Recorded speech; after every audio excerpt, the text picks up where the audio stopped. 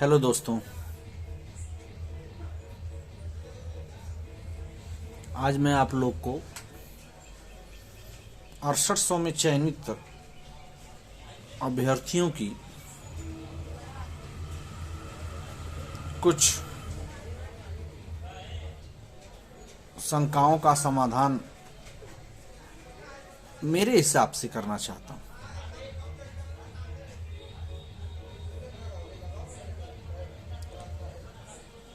69,000 की भर्ती यूपी सरकार लेकर आती है। उसमें पहली लिस्ट, दूसरी लिस्ट और तीसरी लिस्ट जारी करती है विदाउट कट ऑफ। और जिन बच्चों का सिलेक्शन नहीं हुआ रहता है उनको ये लगने लगता है कि इसमें आरक्षण में धांधली हुई है। वे धरना स्थल का चुनाव करते हैं और धरना प्रारंभ करते हैं।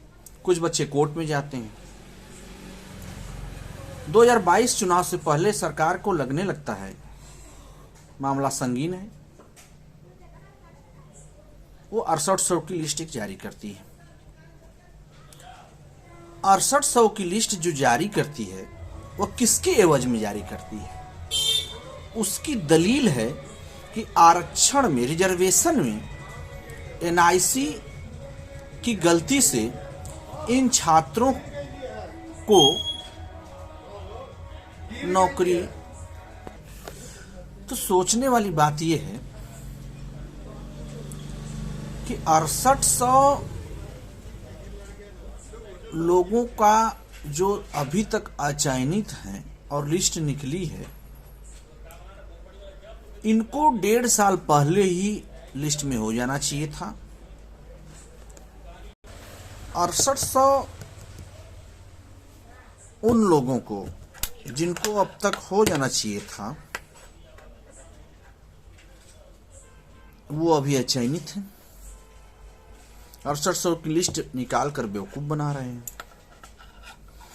और जिन लोगों का इन 6800 की जगह गलत तरीके से चुनाव हो गया है और उनको वेतन भी मिल रहा है, उन लोगों के तरफ से कोर्ट में रीट पर रीट डाली जा रही है। ये देखिए, इन 6800 लोगों को 1.5 साल पहले चयनित हो जाना चाहिए था। इनको तनख्वाह मिल जानी चाहिए थी। इनके घर में खुशियां आ जानी चाहिए थी। उनको मानसिक प्रताड़ना के तहत ये लोग जो है कि परेशान कर रहे हैं, कोर्ट खिला रहे हैं। और सरकार आखिरी समय में इनकी लिस्ट फिल्टराइज करके देती है, आचार संहिता लगने के बाद फंस जाती है। और जो अधिकारी, जो सचिव अभी तक कह रहे थे कि 69,000 भर्ती पारदर्शी तरीके से हुई थी, वह भर्ती आरक्षण नियमों का पालन नहीं हुआ उस भर्ती में, और 6800 की लिस्ट इन्होंने निकाली, स्वीकार किया, कोर्ट में भी स्वीकार कर लिया ऑन रिकॉर्ड। तो वे अधिकारी जो अभी तक मान नहीं रहे थे, अब मान भी लिए हैं, लिस्ट भी निकाल दिए हैं, लेकिन काउंसलिंग शेड्यूल जारी न करके, काउंसलिंग न करवा करके, इनकी नियुक्ति न दे करके अपने आप को और दोषी करार सिद्ध कर रहे हैं कि भैया मैं तो दोषी था, पहले गलत किया था, अभी और आपके साथ गलत कर रहा हूं। गलती पर गलती करते जा रहे हैं। अब 6800 के जो फ्रंट के नेता लोग हैं उनसे मैं अपील करना चाहता हूं, विनती करना चाहता हूं कि वे लोग भी एक अलग से रीट दायर करें और इन सारी बातों को जज के सामने बताएं कि इन 6800 लोगों को तो 1.5 साल से पहले ही नौकरी मिल जानी चाहिए थी, तनख्वाह मिल जाना चाहिए था। और जब ये पता चला कि नहीं, अब ये 6800 लोगों का हक बनता है, लिस्ट निकाल कर छोड़ दिया गया, 1 महीने से ज्यादा हो गया, इनको मानसिक रूप से प्रताड़ित किया जा रहा है। मतलब हो रहा है उल्टा। और जो लोग गलत थे वो आराम से पढ़ा रहे हैं, प्राथमिक विद्यालय में तनख्वाह उठा रहे हैं और सारी चीजों को मूक दर्शक बनकर आराम से देख रहे हैं। और उन्हीं में से लोगों में से कोई निकल कर रीट डाल दे रहा है। ताकि ये 6800 लोग जो उचित हैं, जो न्यायोचित है, जो वास्तव में इस चीज के हकदार हैं, वो अभी भी परेशान है, प्रताड़ित हैं।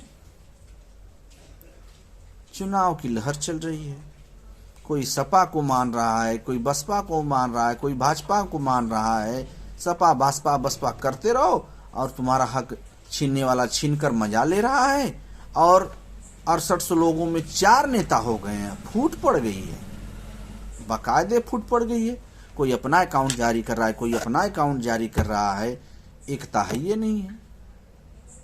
आप देख सकते थे 68,500 में 6,000 सवर्णों को जो है कि जनरल वालों को आराम से जो है कि एक दिन के धरना में सीट मिल गई थी, काउंसलिंग हो गई, सटते सटते नियुक्ति हो गई। तो भैया मेरे 6800 वालों, एक हो जाओ, एकता से में ही बल है। एक होकर आप लोग कोर्ट में लड़ो, एक होकर सरकार से लड़ो। बिना लड़े मिलेगा नहीं, नहीं बिना लड़े इतना मिला है। यही मेरी विनती है, यही मेरा रिक्वेस्ट है। धन्यवाद।